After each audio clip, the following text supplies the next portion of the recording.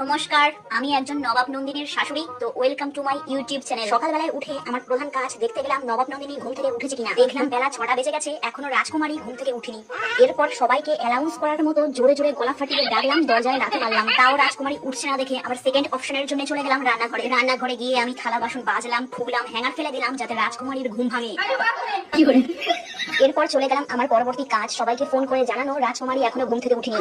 সবাইয়ের কাছে ন্যাকা কান্না করে করে বললাম রাজকুমারী কতটা বাজে মেয়ে, কতটা খারাপ পরিবারের মেয়ে। সবার আগে ফোন করলাম আমার মেয়েকে, কারণ ঝগড়ার জন্য ও ভালো ভালো পরামর্শ দেয়। ফোন করে বললাম, দেখ আমার কপাল কতটা খারাপ, তোর ভাই বেছে বেছে কি মেয়ে বিয়ে করে এনেছে। এরপর রাজকুমারী নামে দুই একটা খিস্তি দিলাম, আমার মেয়েও দিল। এরপর নালিশ করার জন্য ফোন করলাম আমার বোনকে। বোন আমার থেকেও দরজাল, সংসারে কিভাবে আগুন লাগাতে হয় ও ভালো করে জানে। কি করে ওর কাছ থেকে রাজকুমারীকে জব্দ করার ভালো ভালো টিপস নিলাম। আমার বোনও সেই লেভেলের কুটনি, কত রকম আমাকে বৌমাকে জব্দ করার পরামর্শ দিল। এরপর বাইরে চলে গেলাম রাজকুমারী নামে পিএনপিসি করতে ঢাক পেটাতে। রাস্তায় এক ভদ্র মহিলাকে পেয়ে বৌমার নামে আচ্ছা করে পিএনপিসি করলাম। সেও খুব আগ্রহ সহকারে আমার বৌমার নামে নিন্দে করা কথাগুলো শুনলো। লাগান ভাজন করে বাড়ি এসে দেখলাম রাজকুমারী চা করে দিয়েছে। খেয়ে দেখলাম চাটা খেতে খুব সুন্দর হয়েছে, কিন্তু শাশুড়ির কর্তব্য পালন করতে গিয়ে বললাম চাটা খেতে খুব বাজে হয়েছে। বললাম তোমার বাবা মা তোমাকে কি শিখিয়ে পাঠিয়েছে, আরো উল্টো পাল্টা খিস্তিও দিলাম। এরপর আমার কিডনি যন্ত্রণা হওয়ার নাটক করে শুয়ে পড়লাম।